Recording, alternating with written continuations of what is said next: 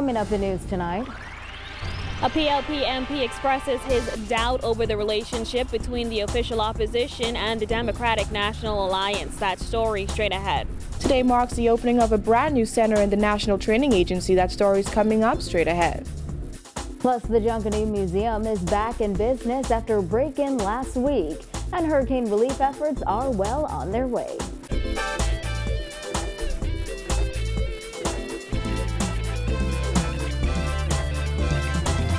Welcome to Our News. I'm Dana Smith. Thanks for joining us. Topping news tonight. Outspoken Tall Pines MP Leslie Miller is blasting the relationship that has been forged between Her Majesty's official opposition and the Democratic National Alliance.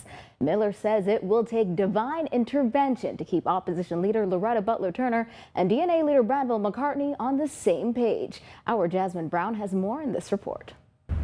Miller says the way he sees it, he doesn't think that relationship will last because of the personalities involved. I don't see how that could gel. Only God could put that crew together and cement it. But I've seen stranger things in politics. I guess is the end game that they would be talking about, and whatever it takes is what they're prepared to do.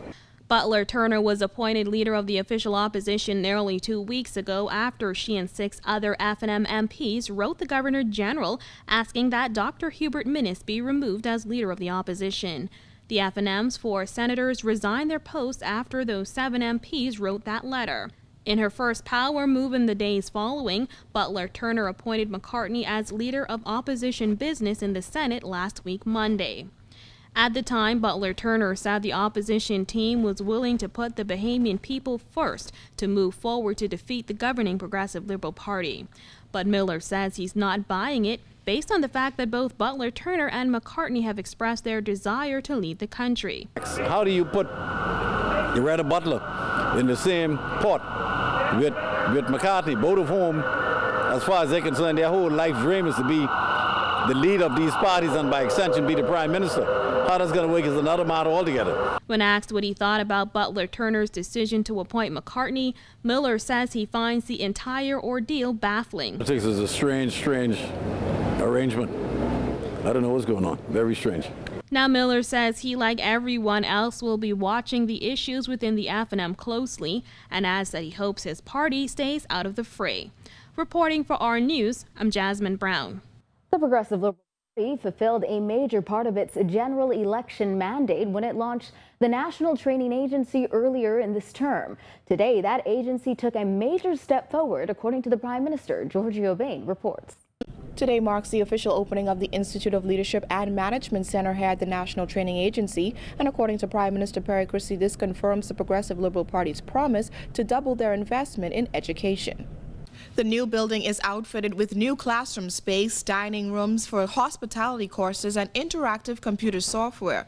Executive Director of the National Training Agency, Agatha Marcel, said with over 2,000 graduates from the National Training Agency so far, the opening of the new Institute of Leadership and Management Center will be the jewel that the Bahamas can boast about. This is a truly Bahamian thing. This is a thing without interference and anything else from foreign consultants and this one and that one. This is a Bahamian thing that works. We are the only government entity institution in the entire world that has achieved the status of an ILM-approved center. Minister of Labor Shane Gibson said with the expansion of the National Training Agency, BAMSI, and the University of the Bahamas, he does not understand how the Minister of Education can continue to be criticized when it's evident that the government is doing its part. This marks the first time, as the director said, that the National Training Agency has been granted the coveted status of being an Institute of Leadership and Management Center. ILM has confirmed that the Bahamas National Training Agency is the only government institution or entity globally that has attained this center status. Prime Minister Perry Christie commented that with some major hotels complaining of a lack of productivity that resulted in hundreds of employees being let go, he wants the public to understand that the government is doing everything to fix the vexing issue. There is a constant chatter in our country by persons who run companies that we must do more to effect an improvement in the productivity of our workforce. So whether we like it or not, we hear sandals, we see one and only, we hear them talking about it. As a government, we feel sometimes angered. Reporting for our news, I'm Georgia Bain. Well, the Educulture Junkanoo Museum is back in business after a brief closure last week following a break-in early Thursday morning. As we reported last week, thieves broke into the museum on West Street and stole electronics, glue sticks, staple guns, pasting brushes, and dozens of feathers from irreplaceable costumes. Chairman of the Junkanoo Corporation of New Providence, Silbert Ferguson, confirmed that the museum reopened on Saturday. Yeah, we are ready. We have made a number of adjustments to what we normally do in terms of what our guests will view. We put some new things in place. So, yeah, we're open to the public and, we're ready to go. Ferguson says while they rush to reopen, the museum is not fully restored. He says it's estimated that it will cost thousands of dollars to repair costumes and replace stolen items. As for those costumes that were damaged, Ferguson says they're still on display.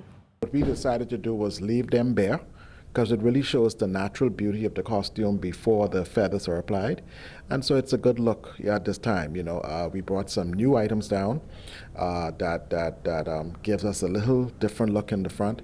But I think it's going to be great for the next 2 or 3 weeks before we change out everything.